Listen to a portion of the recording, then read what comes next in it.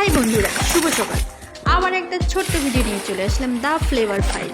এই যে গোটা গোটা শোল মাছ, গোটা গোটা শোল মাছের আর গোটা গোটা বাঁধাকপির রেসিপি। না না না, একদমই না, গোটা গোটা বাঁধাকপি থাকবে না, বাঁধাকপিগুলো কাটা হবে। এই যে তেল গরম করার জন্য কড়াটা বসিয়ে দিয়েছি, তেলও দিয়ে দিয়েছি, তেল গরম হচ্ছে, তেলটা গরম হোক, এরপর ওইদিকের কাজ আছে। এই যে বাঁধাকপিগুলো তুলে নিচ্ছি, শোল মাছ থেকে আলাদা করে নিচ্ছি। বাঁধাকপিগুলো সরিয়ে নেওয়ার পরে এবার বাঁধাকপিগুলো কাটবো। শোল মাছগুলো এরকমই থাকবে, গোটা গোটাই থাকবে। এই যে বাঁধাকপিগুলো কুচি কুচি করে কেটে নেব। কেমন হয়েছে বন্ধুরা ভিডিওটা অবশ্যই কমেন্ট করে বলো, আর অবশ্যই সাবস্ক্রাইব করো, ভুলো না কিন্তু সাবস্ক্রাইব করতে। এই যে জল দিয়ে ভালো করে ধুয়ে নেব, ধুয়ে নিয়ে ওটাকে জল ছাঁকতে দিয়ে দেবো।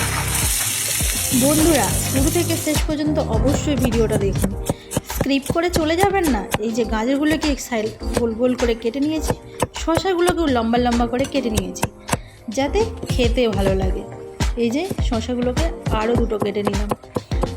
এবার ওগুলোকে জল দিয়ে ধুয়ে নেব, তারপরে এগুলোকে আবার জল ছাঁকতে দেবো। জল না ছাঁকলে এটাকে ঠিকমতো মাখতে পারবো না।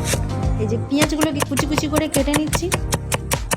কাটা হয়ে গেলে এগুলো রেখে দিয়ে এবার পেঁয়াজ পাতাগুলো বলছো লম্বা লম্বা করে কেটে নেব, ছোটো ছোটো করে। এবার যাব এই যে গামলির মধ্যে বাঁধাকপিগুলো রেখে দিয়েছি, এবার গাজরগুলো রেখে নুন দিয়ে কিছুক্ষণ ওটাকে জারিয়ে রেখে দেবো, যাতে নুনগুলো ওর মধ্যে ঢুকে যায়, খেতে যেন টেস্টি হয়। এবার যাব লাল লাল রেড চিলি, লাল লাল কাঁচা লঙ্কা নেব, নিয়ে আর কিছু রসুন নেব। রসুনগুলো একসঙ্গে ওটাকে গ্রাইন্ডারে রেখে মিক্স করে নেব, ভালো করে কুচি কুচি করে কেটে নেব। হয়ে গেছে, এবার এটাকে ঢেলে নেব একটা পাত্রে। এই যে ঢেলে নিলাম। এবার নেব পেঁয়াজ ইভেন ওই মশলাটা, লঙ্কা রসুনের মশলা, বিট লবণ, নুন, ভিনিগার আর তেল, এগুলো দিয়ে ভালো করে মিক্স করে নেব। এই যে মিক্স করে এটাকে কিছুক্ষণ জারিয়ে রেখে দেবো। দেখতে তো সেই লাগছে, মনে হচ্ছে এখনই খেয়ে নিই, কিন্তু কী করব, ঢেকে রাখতে হবে। এবার চলে এলাম মাছ নিয়ে, গোটা গোটা শোল মাছ। তোমাদের খেয়েছো কখনো গোটা গোটা শোল মাছ? আবার আর সঙ্গে কেমন খেতে, না খেলে মিস করবে, অবশ্যই খেতে চলে আসবেন।